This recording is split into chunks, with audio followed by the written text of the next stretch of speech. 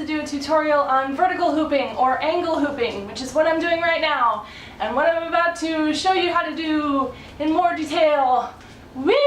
In this video, I'm only going to be talking about earth angle, which is hoop path terminology for when you face down and hoop. You can also hoop sky angle, which is where you're leaning back and your hoop is pointing up, and that is the same but different, and I'm not going to talk about it here. The thing about earth angle hooping is that you need 2 points of contact, just like any other type of hooping you're going to do, where the hoop is going to keep a momentum going. And while the points of contact are coming from your waist, the momentum is coming from your knees. It's all in your knees, it's all in your knees. So your knees are bouncing up and down, but your torso is staying still. And the momentum from your knees is what's creating the push-pull movement for the hoop to stay up. My cat found something on the floor. So all the momentum is coming from your knees. You don't need to bend at the waist at all to make this move work.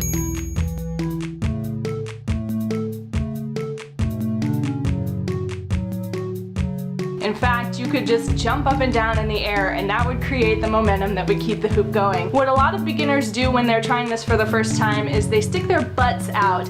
They think that popping their butt up and down is what's making the move. Or they hear me say bend your knees, but they don't realize that your butt is staying still just like your torso. So you get this movement, which causes the hoop to do this, and results in confusion as to why it won't work. I'm bending my knees, what's happening? What's happening is you are not creating an up and down movement for the hoop to stay balanced on. You're creating a forward back movement because you're swinging your hips forward and back. And that is not going to keep the hoop on that up and down plane that you want it to be on. So keep your back flat, keep your butt still, and just bounce your knees up and down. That is how you keep the momentum going on earth angle hooping, but that is not how you get into earth angle hooping, and there are a couple of ways you can do it. You can either do it all at once, or you can do it more gradually, and I'm gonna show you both. The first one is my personal favorite. It's the all at once. You jump to get into it. Getting the timing for the jump is a little bit tricky and will really just take practicing, but essentially you wanna wait until the hoop is just about to cross your stomach,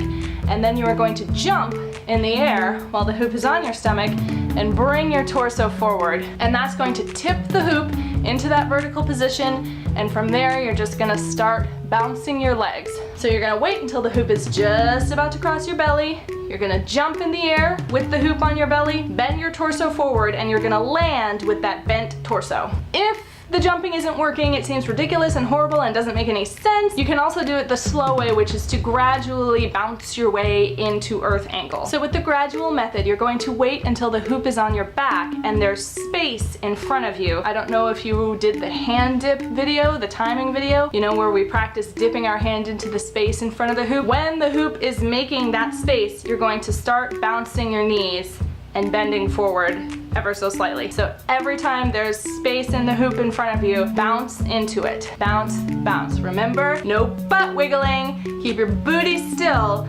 just your knees. Once you can get into position, it's just a matter of practicing that up and down motion and figuring out how to keep it controlled around your waist, which is really just drilling and practice. There are two things that typically happen when you're learning that are totally normal and will still even continue to happen once you get it under control. It's just a natural motion of the hoop when you're doing this movement. The first thing is that the hoop is going to start to tilt to one side. What's happening is the hoop is tipping towards your little sister side. That's more hoop path terminology. Your little sister side is basically the side that is weaker and not providing as much push as your big sister side. Baxter's really big on angles. If you want to get your butt kicked on angles, go to a hoop path workshop. To correct for that tilt, you want to kind of crisscross where you're pushing for your bounce. So you're still going to be bouncing both knees, but if you kind of think about pushing from your left, pushing from your right, that should help you even out your hoop while you're getting the hang of your weaker side. The other common thing that happens is the hoop likes to either smack you in the knees